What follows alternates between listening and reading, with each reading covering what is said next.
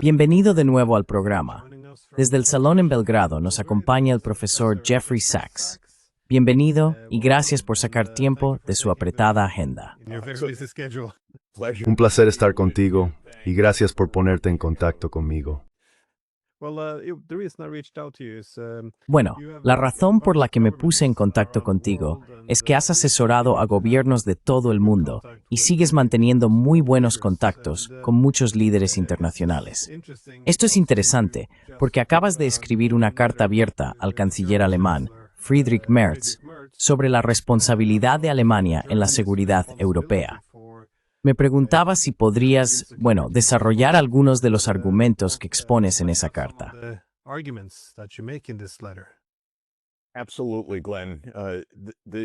Absolutamente, Glenn. La carta surge porque el canciller Merz está tocando los tambores de guerra casi todos los días. Dice que Rusia es un enemigo, que tenemos que prepararnos para la guerra. Ni siquiera intenta entablar ningún tipo de diplomacia con el presidente Putin. Es el canciller de Alemania y tiene una responsabilidad. Estoy bastante alarmado por el estado de la política europea en este momento, porque Europa va por el camino equivocado. Está en un rumbo muy peligroso, sin ningún tipo de conciencia. Y el canciller mantiene esta situación.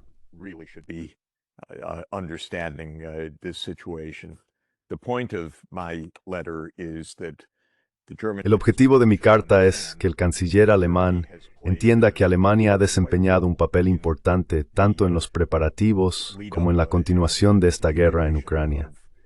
Alemania no ha actuado de manera responsable. En muchos momentos, Alemania tomó un camino absolutamente equivocado y contradictorio con respecto a lo que decían sus dirigentes. Quiero que el canciller Merz reflexione sobre esto antes de que ocurra un desastre. Quiero una reflexión honesta en Alemania. Y, Glenn, empiezo con un punto muy básico. Por supuesto se ha debatido mucho, pero es una cuestión de responsabilidad especial para Alemania.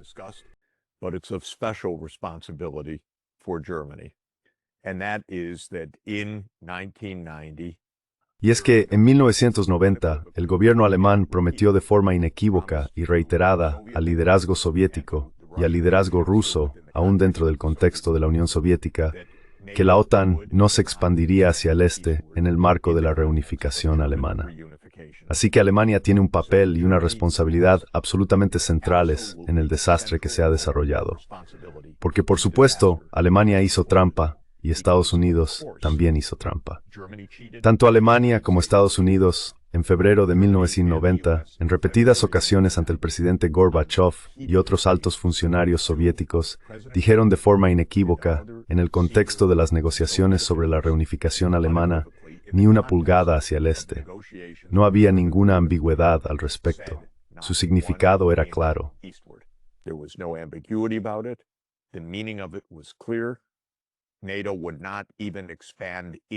La OTAN ni siquiera se expandiría hacia la parte oriental de una Alemania reunificada, y mucho menos hacia Europa del Este, y mucho menos hacia los países bálticos, y mucho menos hacia Ucrania y Georgia. Y ese no fue un compromiso accidental. La unificación de Alemania en 1990 fue el final de la Segunda Guerra Mundial, y para que Alemania pudiera reunificarse, se comprometió con la Unión Soviética y después con el presidente Yeltsin en 1991 y 1992, a que la reunificación de Alemania, el país que causó el desastre de la Segunda Guerra Mundial, no se aprovecharía de la Unión Soviética, y específicamente que la OTAN no avanzaría hacia el este. Por supuesto, en el mundo de la propaganda occidental, esto se niega o se minimiza como algo sin importancia. Eso fue hace mucho tiempo. No es algo sin importancia. Es el casus belli de esta guerra. Todo el que ha estado cerca de esta guerra lo sabe.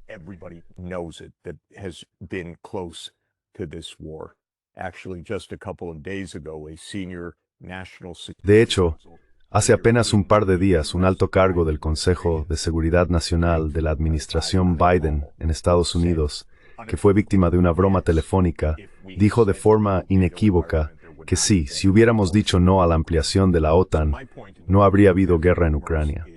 Así que mi punto en la carta al canciller Scholz es, asuma algo de responsabilidad, canciller. Este es su país. Su país está en el centro de esta crisis. comprenda esta historia, diga la verdad y deje de tocar los tambores de guerra. Prosigo con muchísimos otros ejemplos de la falta de franqueza, reflexión, honestidad o comprensión de Alemania sobre su propio papel en la génesis de este desastre. Y hay muchísimos casos que se podrían debatir.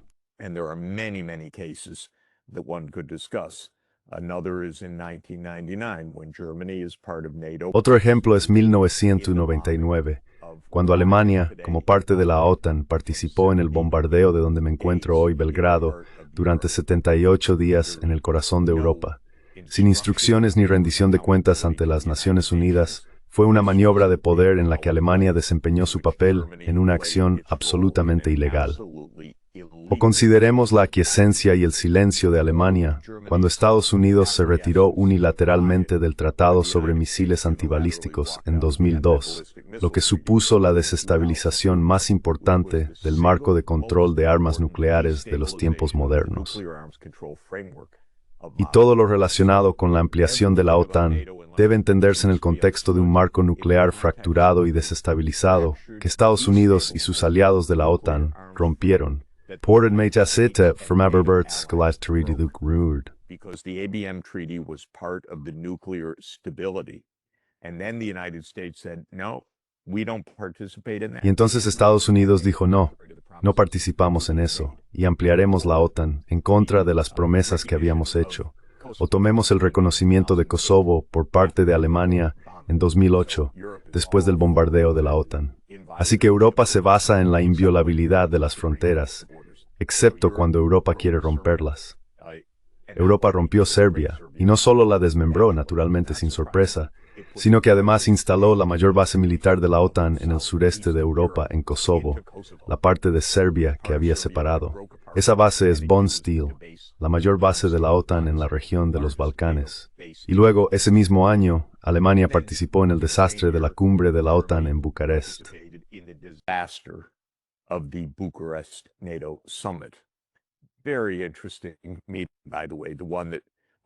Una reunión muy interesante, por cierto, la que fue la causa inmediata de esta guerra. Porque en 2008, Estados Unidos exigió que los aliados de la OTAN anunciaran que la organización se ampliaría a Ucrania y a Georgia. Muy interesante. No solo completamente contrario a lo prometido, sino también totalmente opuesto a lo que los propios ucranianos querían ese año, ya que existía una abrumadora oposición pública a la adhesión a la OTAN. Los ucranianos sabían que eso les traería problemas. Bush presionó con fuerza. La canciller Angela Merkel ha escrito en sus recientes memorias que sabía que era una decisión terrible y peligrosa que podía conducir a la guerra. Pero cedió, y el segundo día de la cumbre de Bucarest se alineó con Estados Unidos, con el compromiso de que la OTAN se ampliaría a Ucrania y a Georgia, poniéndonos en el camino hacia una guerra abierta.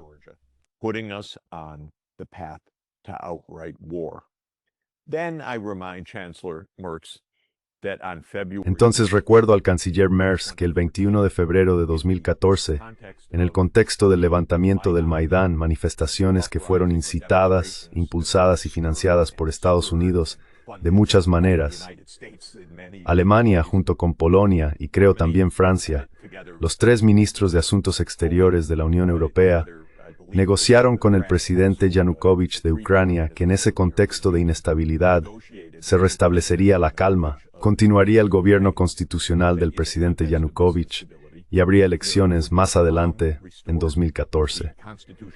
Todo eso fue acordado por el ministro de Asuntos Exteriores alemán y sus colegas el 21 de febrero de 2014.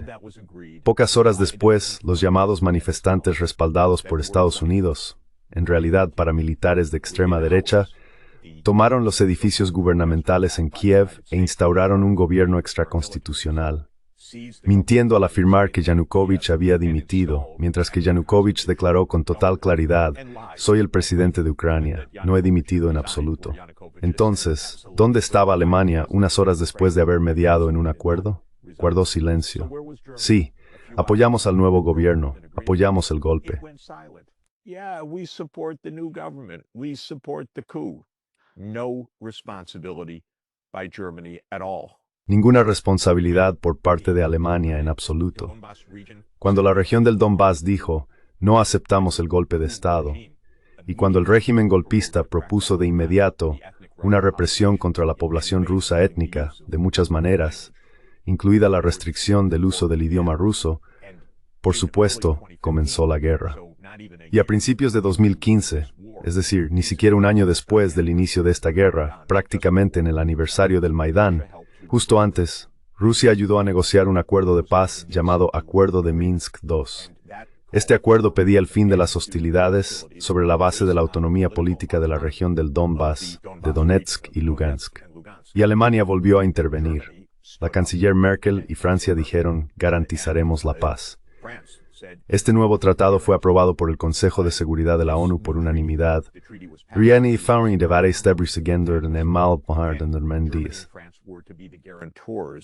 In the so-called Normandy process. They cheated once again because Hicieron trampa una vez más, porque dentro de este juego entre Estados Unidos y Ucrania, dijeron, no vamos a dar autonomía al Donbass, vamos a recuperarlo por la fuerza.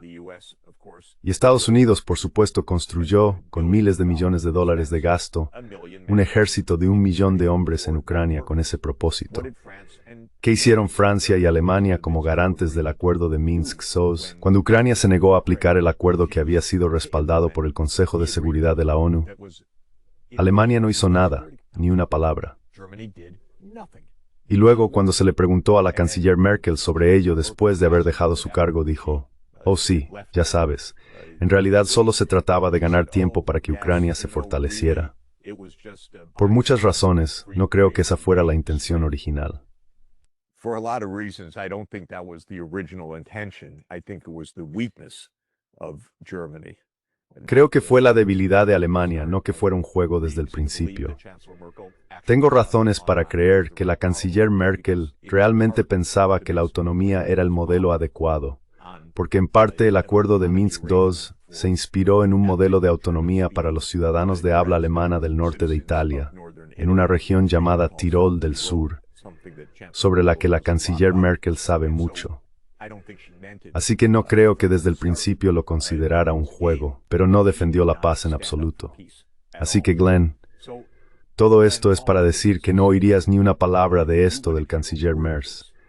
No ha dicho ni una palabra sobre la responsabilidad alemana, sobre la rendición de cuentas de Alemania, ni sobre la ampliación de la OTAN, que una vez más, todo el mundo entiende que es la causa principal de esta guerra.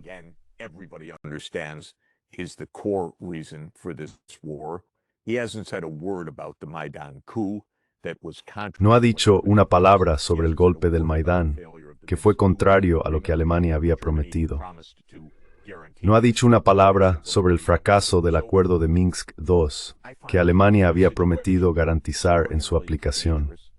Así que considero que la situación es extraordinariamente peligrosa y que no hay la menor reflexión por parte de esos llamados líderes que nos están llevando al desastre y que están llevando a Europa al desastre. Se trata de ese par de líderes alemanes, Merz y Ursula von der Leyen.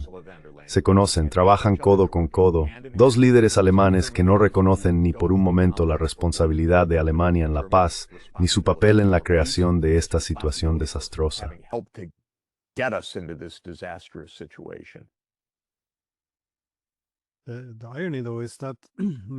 La ironía, sin embargo, es que cuando Moscú apoyó la unificación de Alemania, existían en realidad fuerzas políticas muy poderosas, tanto en Francia como en Gran Bretaña, que no se sentían cómodas con la reunificación alemana. Algunos incluso la calificaron de Cuarto Reich. El argumento era que Alemania lograría en tiempos de paz lo que no había podido conseguir en la guerra. Y sin embargo, mientras Moscú apoyaba la unificación de Alemania, se consideró que Alemania, en cierta medida, apuñalaba a los rusos por la espalda, porque cuando llegó el momento de unificar Europa, todos acabarían siendo incluidos y tendrían un asiento en la mesa, excepto los rusos, lo que en la práctica reavivó la política de bloques. Pero esto resulta interesante.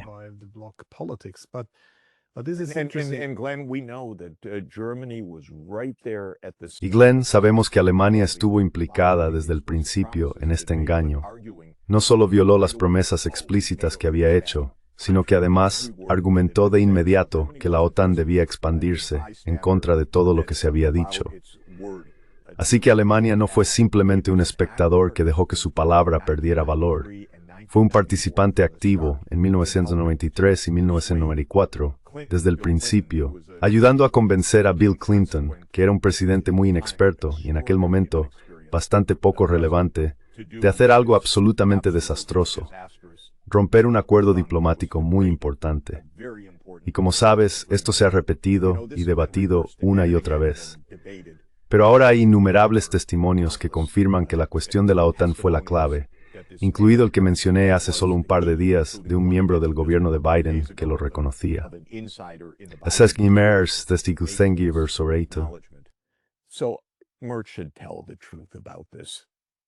¿Esta era Amanda Sloat? Correcto. Ella asesora principal en Bro. No era en absoluto mar. Eso es absolutamente correcto. Saben lo que están haciendo. Y por cierto, como he dicho en muchas ocasiones, tuve exactamente esta conversación con Jake Sullivan a finales de 2021. Le dije en una larga llamada telefónica, Jake, di que la OTAN no va a ampliarse a Ucrania. Y él me respondió, Jeff, créeme, la OTAN no va a ampliarse a Ucrania. Y le dije, Jake, si dices eso, dilo públicamente. Oh no, Jeff, no puedo decirlo públicamente. Tenemos una política de puertas abiertas. Le dije, Jake, vais a ir a la guerra por algo que ni siquiera va a suceder. Y él me dijo, Jeff, no va a haber guerra. Esta es la locura con la que vivimos ahora mismo, las falsedades con las que convivimos de parte de estos funcionarios del gobierno. Y Mers debe comportarse con honestidad antes de que nos arrastren al desastre.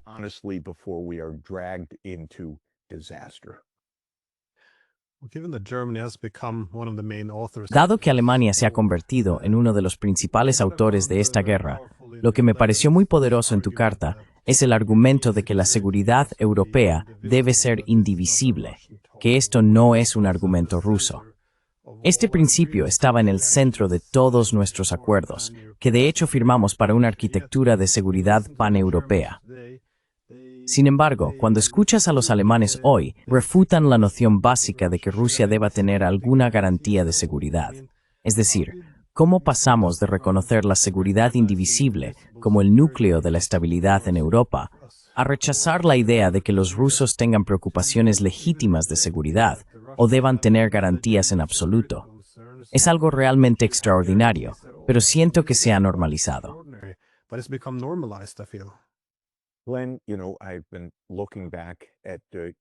Glenn, sabes, he estado repasando los momentos clave de los dos últimos siglos. Es una dolencia recurrente y Alemania ha desempeñado un papel en ella una y otra vez. Si retrocedes, por supuesto, hasta la Segunda Guerra Mundial. Al final de la Segunda Guerra Mundial, la principal conferencia en Potsdam estableció que Alemania sería neutral y desmilitarizada. Y de nuevo, Estados Unidos, Gran Bretaña y Francia hicieron trampa con eso.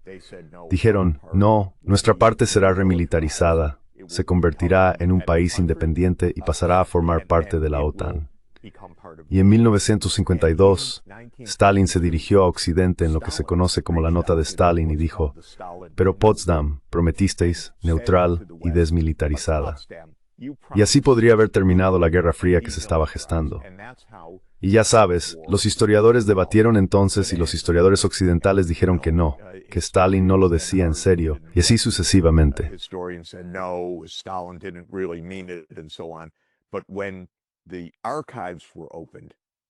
Pero cuando se abrieron los archivos, resultó que Stalin lo decía absolutamente en serio. Neutralizar a Alemania, desarmar a Alemania, y así podría terminar la Guerra Fría. Quien lo bloqueó fue Adenauer, el canciller de Alemania. Dijo que era mejor estar divididos que ser neutrales. Así que Alemania jugó una carta falsa.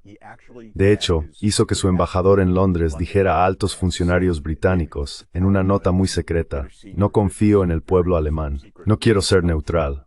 Tal vez en el futuro se alíen con Rusia, así que no confío en mi propio pueblo. En esta comunicación el embajador alemán explicó, por favor, que esto nunca se haga público, porque obviamente debilitaría la posición política del canciller si se supiera. Pero la cuestión es que Adenauer actuó con engaño, y se afirmó que, Stalin no lo decía en serio. but the historians have shown Stalin meant it. Pero los historiadores han demostrado que Stalin lo decía en serio. Quien fue engañosa fue Alemania. Y lo siento, estamos viendo esto una y otra vez. Pero el punto de mi carta de hoy, ni siquiera quería volver a repasar toda esta historia, era simplemente decir que, en el periodo inmediato de la unificación, Alemania estaba allí y no cumplió su palabra. Tiene que asumir la responsabilidad ahora mismo para lograr la paz sobre la base de la diplomacia, no sobre esta narrativa propagandística acerca de lo que está ocurriendo hoy. Y Merz necesita absolutamente conocer esta historia y contarla con veracidad antes de que todos suframos un desastre total. No puedo creer que Merz y von der Leyen estén intentando poner a Europa de nuevo en sus manos, de una manera retorcida, lo siento, que también va a crear un desastre para Europa. Ese es el punto.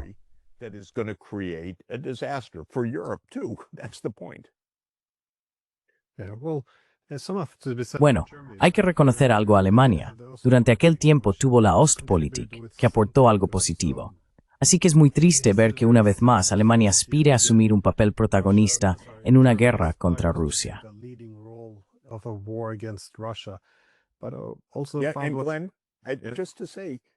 Pero también solo por decirlo, ya sabes, Willy Brandt, por supuesto con la Ostpolitik, fue un político extraordinario.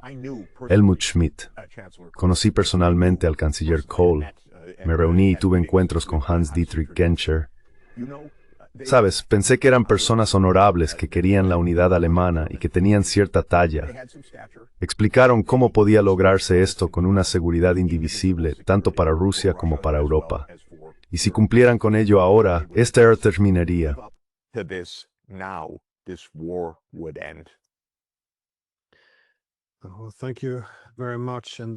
Muchas gracias.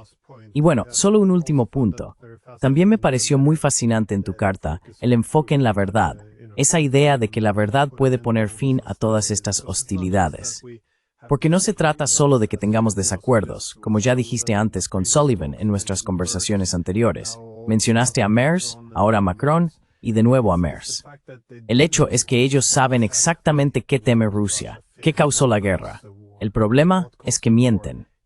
No son dos argumentos en competencia, es que no dicen la verdad.